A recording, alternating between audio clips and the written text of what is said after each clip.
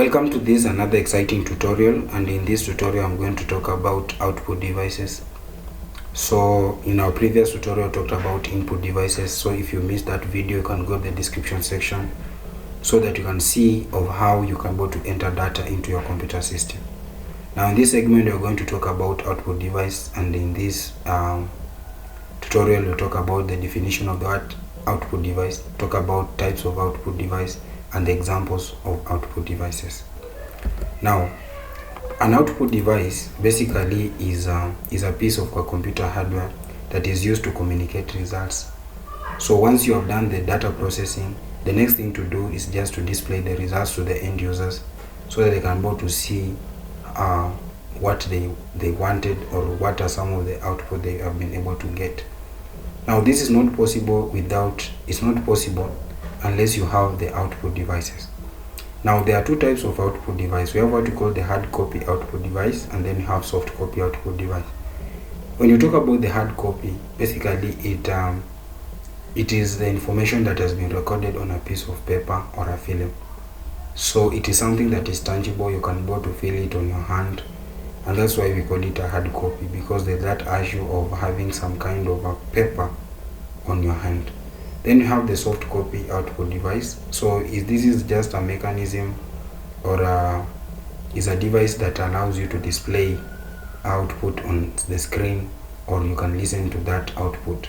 So there are two ways to do that. You can either be able to view it on the screen, or you can be able to listen to in that particular space. And then we have got what we call the information, which is intangible. So the information is not visible, it's not something that you can be able to hold it in your arms. Talking of the soft copy output device, one of the example is light emitting diode. Now talking about the light emitting diodes, is that there are some indicators that displays the light. When an electric current is passed through them, so they can be able to give you some kind of warning, some signs, and so on and so forth. Now the light emitting diodes, it requires only current. So the indicators have already been pre-programmed. So the only thing that is required is just the electric current to pass over them, and then they will give you the sign that you want. That's why we are saying that, for example, we can give an example of motorist. So a motorist, by the use of LED lights, you can be able to tell whether this motorist want to overtake or this motorist want to pause. So this one can only be made possible by the use of LED, the light emitting diodes lights. Okay. Going further, we have what we call the data projector. So the data projector basically is used to display output from the computer onto a plain white screen. So sometimes you need to extend your screen, and therefore you need the data projector to help you to extend the screen. Why do we do that? It happens sometimes that you're dealing with a large audience and then you want to demonstrate something. So it's not possible for you to use your screen or your computer. So you can be able to use the data projector, so that you can be able to extend your screen, and it can be viewed by a large number of people in the process. The next type of output device, soft copy output device, is what called the sound output device. So the sound output device, it produces sounds such as beeps, the audio, or the digital. So some computers have got inbuilt speakers. Okay, so you don't need to have any kind of extension. You can just listen to whatever you want to listen to through the internal speaker. But in the case whereby you don't have an internal speaker, you need to have an external speaker. And now, in order for you to have the external speaker, you need what you call the sound card. So where is the sound card used? The sound card is always installed on the expansion slots. So what happens in this case is that the computer produces the audio data that requires the output device, such as the speaker.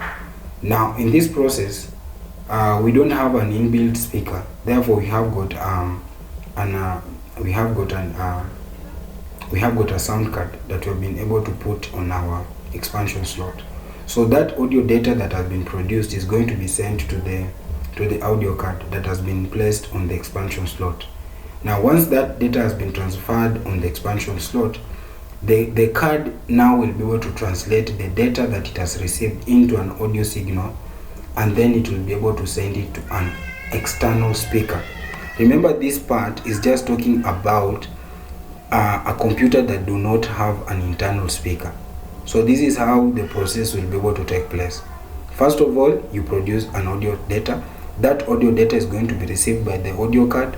After the audio card has received it, it converts it into an audio signal and then send it to an external audio output device, so they can be able to listen to in that space.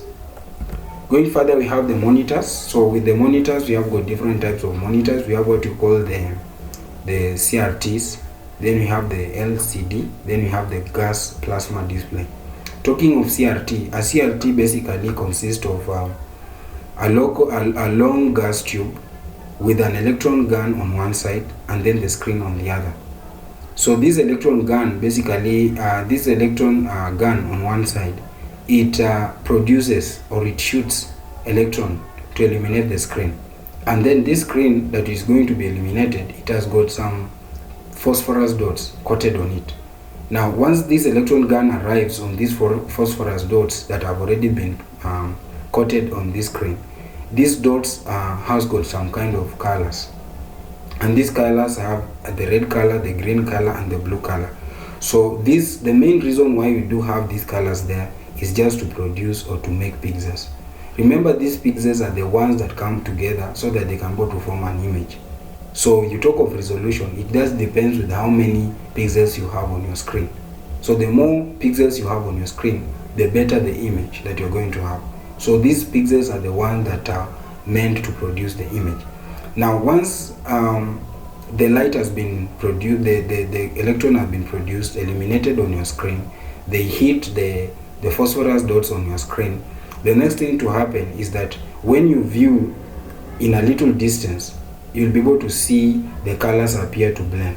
So these colors that are there on your screen now, the phosphorus dots, and we have said it has got the red, the green, and the blue color, they will be able to blend together. And this particular process, they can be able to form a wide range of colors.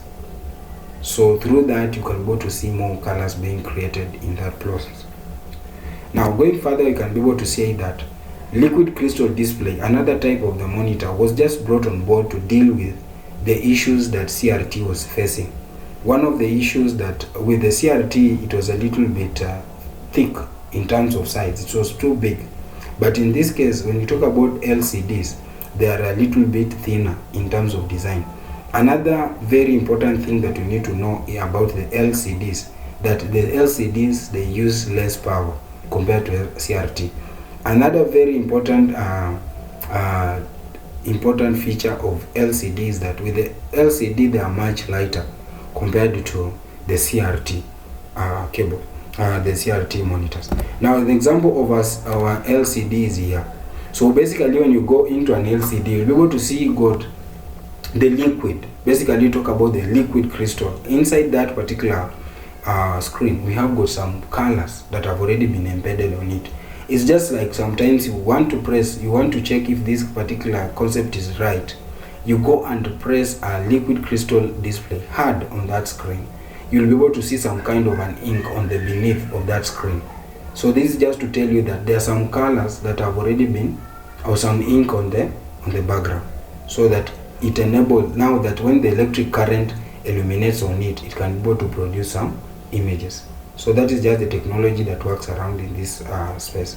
So we don't need to have an electron gun on one side and then we have some screen on the other side and then the phosphorus dots. No, the technology in this case, I just need current, but I just need current, but I have already mounted the required colors on my screen. So I just need some current, and through the current that is there, I can be able to produce some images on screen. So that's how the LCD screens work.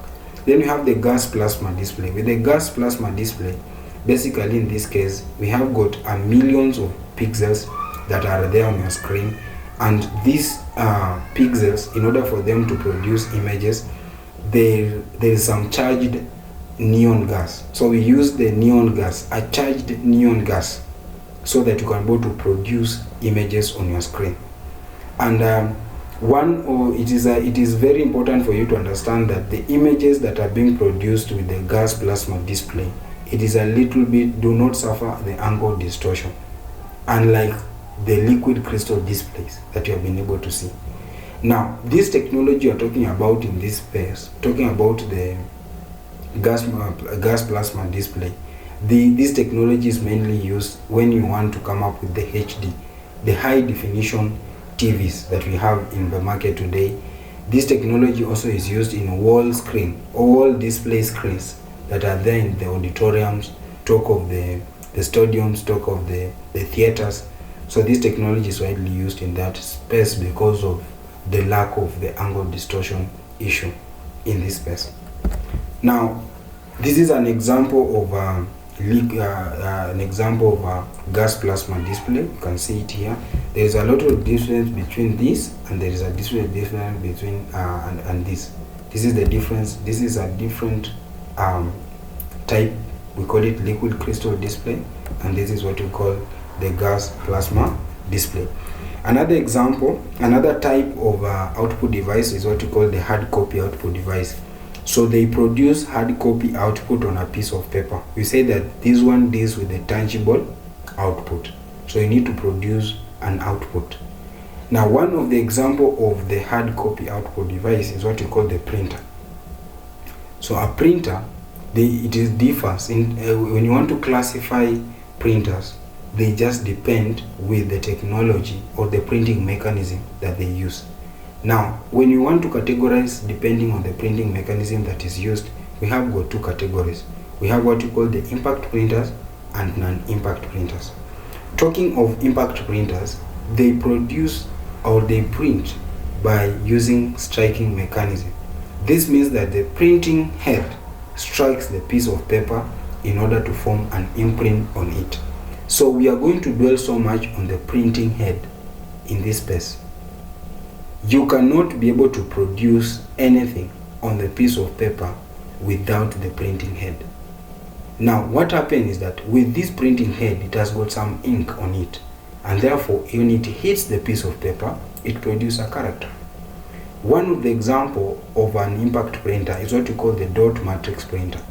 So what happens in this space is that this dot matrix printers has got a set of pins on a printing head, okay, so which strikes on an ink ribbon placed on a piece of paper. So we have got a printing head. On top of that printing head, we have got the set of pins. Now this set of pins, they strike the ink ribbon placed on a piece of paper. By so doing, when they strike the ink ribbon on a piece of paper, they produce characters. And then we have the example down there, and it explains a lot how that printer looks like. Another example is what we call the decimal printer. When you talk about the decimal printer, they print the wheel, the printing, when the printing, the wheel is rotated to align the characters, the required characters, and then the character is hit. The character is hit by the printing head with a hammer. So those characters that are being aligned on that wheel, they are being hit by the printing head with a hammer. So by so doing, when that character has been hit by the hammer, the printing head has been hit by the hammer, they produce the character on a piece of paper. And an example is here, and the labels are also shown. So we have the striking print head here. So we have the striking print head, it's here. And then we have the daisy wheel. So if, for example, I want to come up with a letter C, basically this is going to be rotated so that they can be able to align with the required character, and that is C. Once it has been aligned with that character C, the hammer will be able to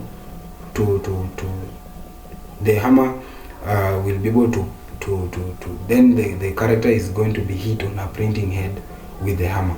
Yeah.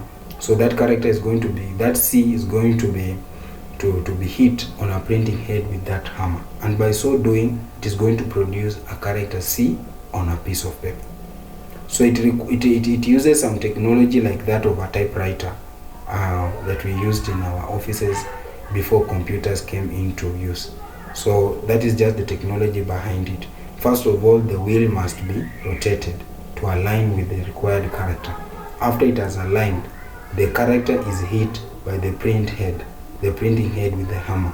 By so doing, by hitting the print head with the hammer, it produces the character on the piece of paper. and by so doing you can be able to produce whatever you want to produce. One of the limitations of the daisy wheel printer is that it produces low quality printout. And why is it so? Is because it can really fade out within a very short time.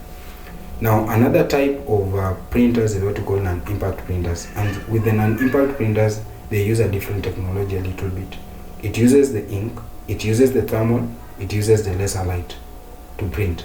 Okay, now types of these, we have the inkjet, the thermal printer, and then we have got the laser printer and the photo printer. So when you go deeper, you'll be able to see that when you talk about the inkjet, an inkjet has what we call the ink cartridge. So an ink cartridge, basically in this case, is just like a container that contains different types of colors. So these different types of colors we do have, we can be able to refill these colors. Okay, so in the process we want to use a certain color. Basically in this case we just need the nozzle. So there is a nozzle that sprays the colors on a piece of paper depending on a certain pattern, or depending on a signal that has been sent by the computer. So the computer will send a certain pattern of characters. Now this nozzle will be able to spray those colors depending with the signal that it has received from the computer. Okay, now another type of the impact printers is what we call the thermal printers. And impact printers is the thermal printer. So with the thermal printers, they uses the thermal technology to heat the ink. So before we fuse the ink on a piece of paper, there is that aspect of heating, the thermal. So we need to make sure that this ink has been fused or has been heated. After that ink has been heated, it is going to be fused. If fused, something like you are going to embed something on a piece of paper permanently on that piece of paper. We fuse it. Are you together? Then at that particular point we are saying that it is used in POS to print receipts and barcodes. So you can see an example here. We have got the thermal printer, and you can see it is producing the receipt. And then it is one of the limitation of this type of printer is that it is more expensive compared to the inkjet printers. Then another type is what we call the laser printer. With the laser printer is that it uses a beam of concentrated light, the laser beam. So we have a concentrated light, the laser beam, to fuse the toner on a piece of paper. Fuse, that is the word. Now in the non-impact printer, there's that aspect of fusing, permanently placing something on a piece of paper. We call it fusing. Okay, so this laser beam hits the rotating drum. It ionizes the regions. So why ionize? There is some kind of charges that are going to be placed on that piece of paper, and when those charges have been ionized, or those charges have been placed on that piece of paper, they tend to attract the ink toner, which is fused on a piece of paper. Yeah, so that technology works with magnetism part of it, whereby there is that issue of ionizing, displaying or generating charges on a piece of paper, and then once that charges have been produced, it attracts some ink. Okay, ink toner. So toner is like something like a powder that contains the color, the ink. Okay, so it's the powder that contains the ink. Most of the time is black in color, so that's why you can be able to see most of the output from this kind of printer is black and black. So the characters, the diagrams, and everything that is going to be produced will be black in color. But the technology behind it is just that aspect of fusing once a region has been ionized. Then 3D and photo printers. With 3D, it's mainly used to produce physical objects by layering the materials such as plastics. Okay, so every time you talk about 3-dimension printer, it allows you to print the length, the breadth, and the height. Then we have the photo printers. They are used to produce high quality image printouts. High quality image printouts are going to be produced by this type of printer. Good. Then the example of a 3D printer is here. And then the last one is what we call the plotter. So every time you talk about the plotter, is used mainly to print large format printouts. So for example, those are going to be used for advertisement, the billboards on the roads. Maybe you want to produce the maps and many other things. Anything that requires, if there's something large,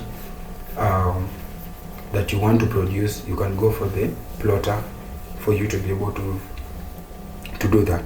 So thank you so much for watching this tutorial. Kindly subscribe to my YouTube channel so that when I create the next content, you'll be informed. Bye bye for now.